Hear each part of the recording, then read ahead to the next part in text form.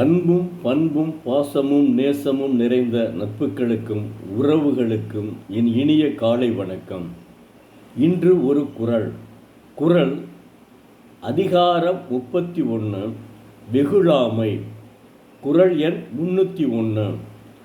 செல் இடத்து காப்பான் சினம் காப்பான் அல் இடத்து காக்கின் என் காவாக்கால் என். செல் இடத்து காப்பான் சினம் காப்பான் அல் இடத்து காக்கின் என் காவாக்கால் என். பழிக்கும் இடத்தில் சினம் வராமல் காப்பவனே சினம் காப்பவன். பழிக்காத இடத்தில் காத்தால் என்ன காக்காவிட்டால் என்ன.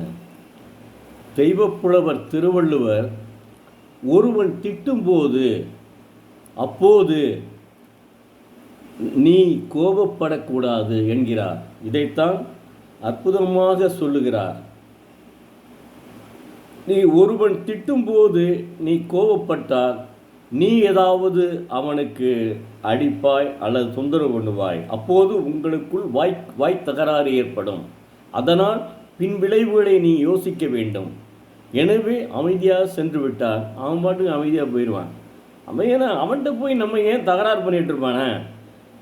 அதாவது திருக்குறளை நீங்கள் படித்தால் நிச்சயமாக சொல்கிறேன், உங்களுடைய வாழ்க்கையில் முன்னேற்றம் ஏற்படும். வாழ்க்கை முன்னேற்றம் ஏற்படாவிட்டாலும் உங்களுடைய வாழ்க்கையில் எந்தவித சோதனைகள் இருக்காது.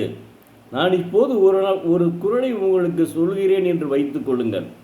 உண்மையிலேயே என்னுடைய உள்ளம் பூரிப்படைகிறது, மலர்கிறது. தயவு செய்து அந்த திருக்குறளின்படி நடங்கள். உங்களுடைய வாழ்க்கை நல்ல விதமாக அமையும். நன்றி, வணக்கம். நாளை மீண்டும் பார்ப்போம்.